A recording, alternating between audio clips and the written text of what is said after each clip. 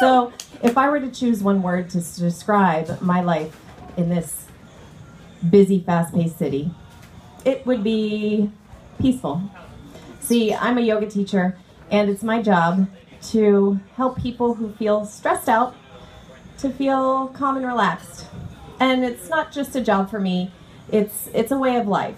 So on any typical day, I wake up, I go for a walk in Rock Creek Park, I come home, sip a little chamomile tea, and catch a few minutes of morning edition before my first student arrives. My living room doubles as my yoga studio, and I've decorated it so that it's a really peaceful retreat space for my clients. Right? They come in between the lush, colorful pillows, the cushy carpet, the beautiful view of the trees, and the aromatherapy candles, right? They can come in and relax. So my home is very peaceful. My work is very peaceful. My life is so peaceful, sometimes I'm just really bored.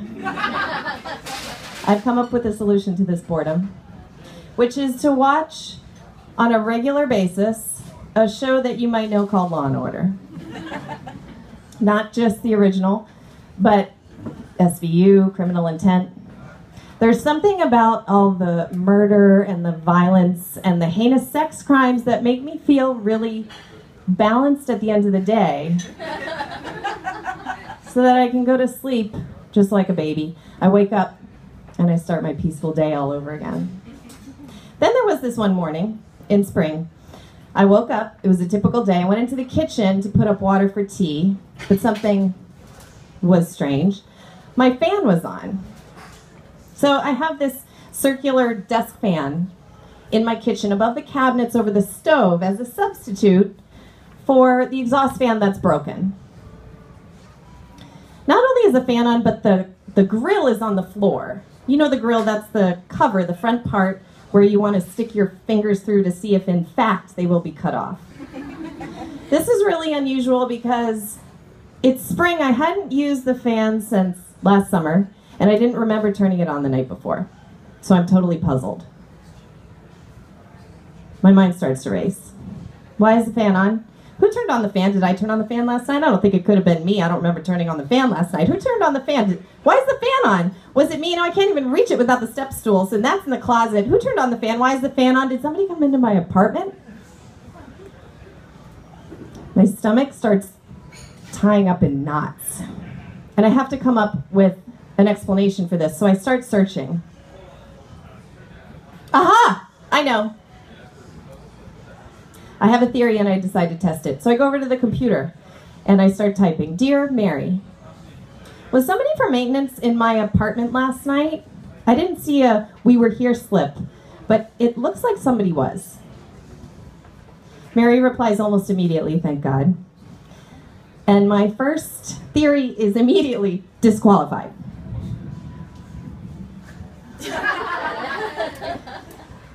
I manifested that, by the way.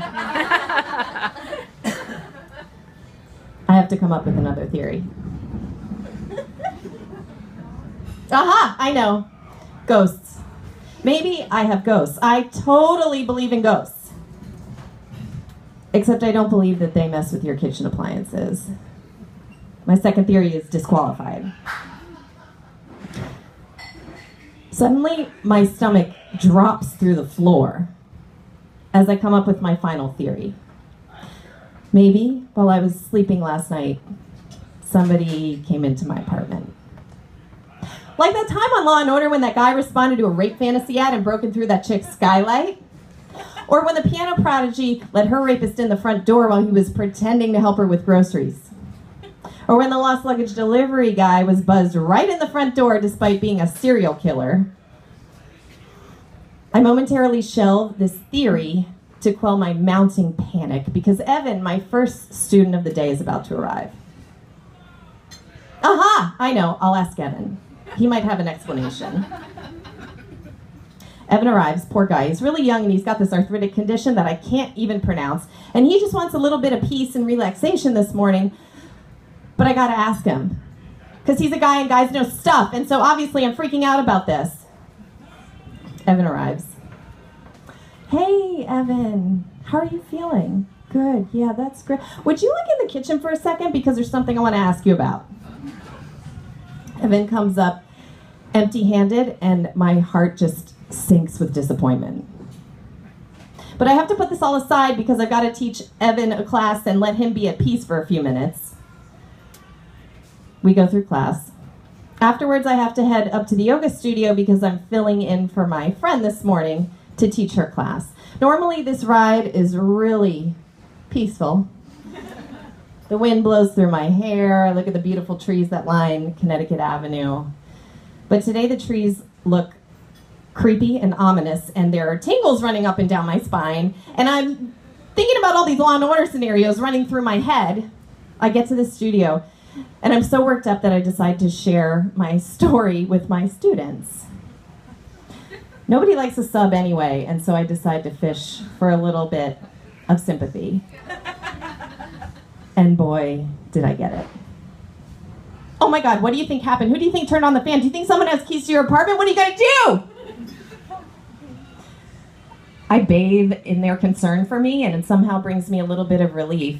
But again, I have to put this aside because I've got to teach them how to relax. 70 minutes later, they're lying down, having their quiet time, their quiet relaxation. And I'm sitting at the front of the classroom, and the thoughts start coming back into my head. Was someone really in my apartment last night? Why do I watch so much Law and Order? Wait a second. I watch so much Law and Order. How many times have I watched the detectives pick apart a crime scene and solve it? I can totally do this. As everybody's lying quietly on the floor and I continue to sit at the front of the class, I find my new mantra. What would Detective Olivia Benson do? So I go deep inside my imagination. I've got a cute, short, brown bob. Got a gun and a badge on my hip, and Elliot, my backup, he's on his way. And I look at the crime scene out in front of me. Well, no sign of forced entry, no fluids or fingerprints. There's no history of break-in this place. But what is this on the floor? This grill looks like there's a rim around it, and this little screw looks kind of broken. I guess what happened is this screw finally broke in the middle of the night. The cover popped off, hit the power button on the way down, turning on the fan until it crashed to the ground. Case closed. Wait, I'm not done. Oh, that's okay. Go ahead. Apply. Yay, case closed. I very gently, somehow, wake up my students. And I'm so excited to tell them that I've solved my own crime. They're relieved. I'm relieved. And I take a really nice, calm, peaceful ride back home. Wind in my hair, see the beautiful trees again. And I sit down on my couch, sipping chamomile tea, and I click on the remote. So once again, I can watch my murderous, violent, heinous sex crimes television in peace. Thank you.